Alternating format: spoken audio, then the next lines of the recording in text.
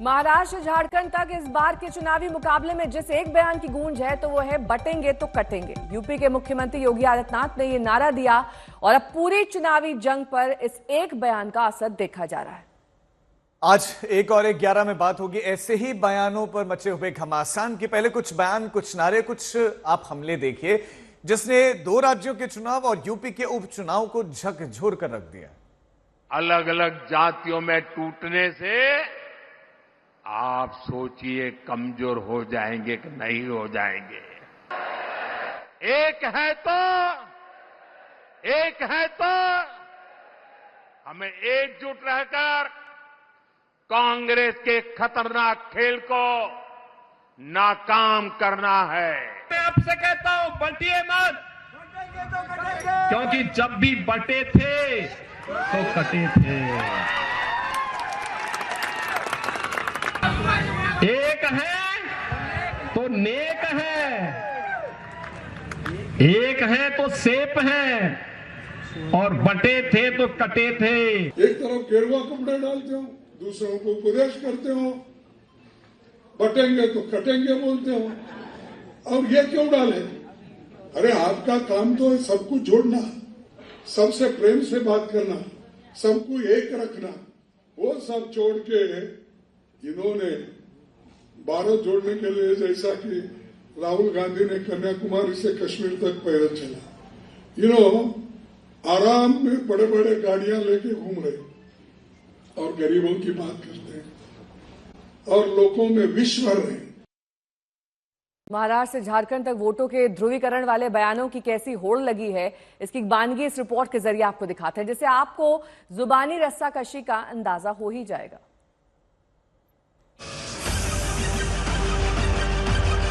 कांग्रेस के अध्यक्ष ने भी कहना पड़ता है कि कांग्रेस के जब वादा करे तो सोच समझ कर करे, क्योंकि वादा पूरा नहीं करते हो और मुझे जवाब देना पड़ता है।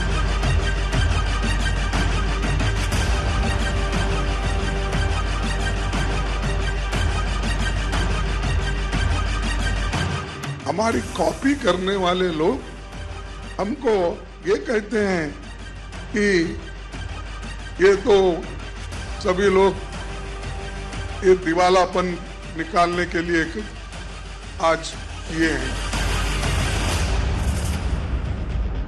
महाराष्ट्र के चुनाव में अब सारे पड़ाव पार हो चुके हैं। रविवार को दोनों खेमों ने जमकर वादे लुटाए। सुविधाओं से जनता की झोलियां भर देने की कोशिश हुई। घोषणा पत्रों से जनता का दिल जीत लेने की कवायद भी हुई। लेकिन दोनों खेमों को पता है कि सिर्फ वायदों की बाजीगरी से बात नहीं बनेगी। जीतना है तो आक्रमण जरूरी है। कांग्रेस के अध्यक्ष ने भी कहना पड़ता है कि कांग्रेस के जब वादा करे तो सोच समझ कर करे, क्योंकि वादा पूरा नहीं करते हो और मुझे जवाब देना पड़ता है। हमारे सामने हिमाचल का उदाहरण है। कांग्रेस वादों से मुकरी। अघाड़ी के वादों के विश्वसनीयता पाताल से नीचे गई है और युति के वादों पर पूरे देश की जनता को भरोसा है, भारत की जनता को भी भरोसा है। हमारी कॉपी करने वाले लोग हमको ये कहते हैं कि ये तो सभी लोग ये दिवालापन निकालने के लिए आज किए हैं, तो खुद ही वो अपने लोगों को बोल रहे हैं।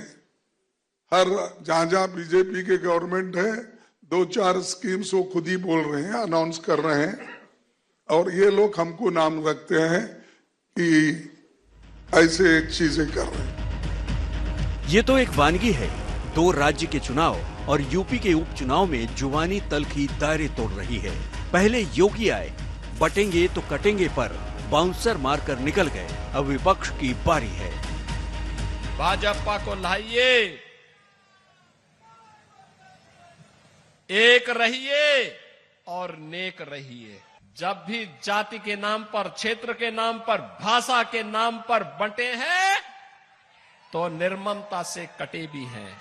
अरे पहले तो आप मनुस्मृति स्वीकार करके पहले ही समाज को बांट दिया है, किसको काटेंगे आप?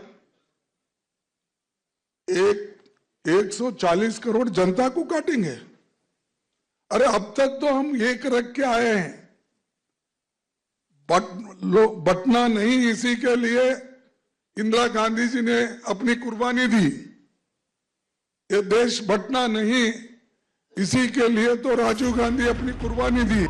महाराष्ट्र में इस तरह की तीखी जुबानी लड़ाई पहले नहीं देखी गई, खासतौर से मजहबी मुद्दों को लेकर। लेकिन इस बार जंग का अंदाज बदला है, हमले की धार भी बदली है और इस बदले माहौल में सियासी दलों की धड़कनें भी बढ़ी हैं। आज पहले महाराष्ट्र के जो मुद्दे हैं, महंगाई हो, बेरोजगारी हो, उस पर बात करें ना।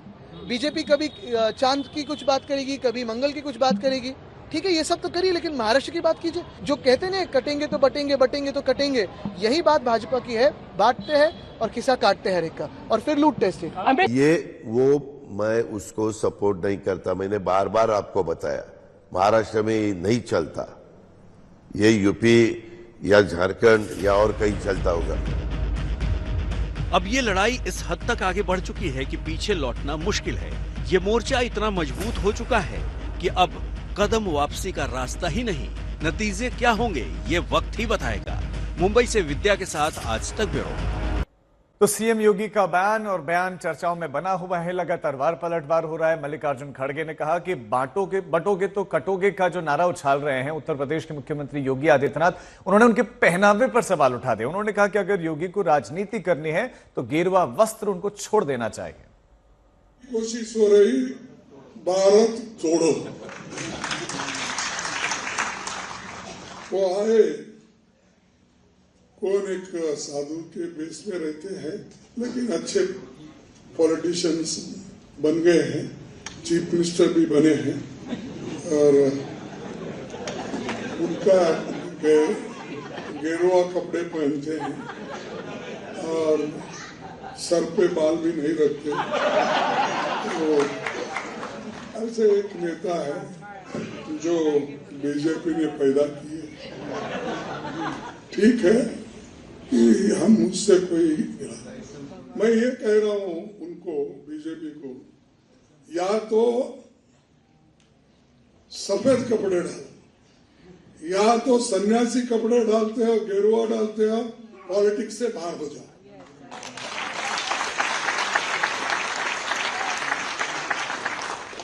भाई उसकी पवित्रता क्या रही? एक तरफ गेरुआ कपड़े डालते हो, जज साहब आपको पूछ रहा हूं, एक तरफ गेरुआ कपड़े डालते हो, दूसरों को उपदेश करते हो, बटेंगे तो कटेंगे बोलते हो।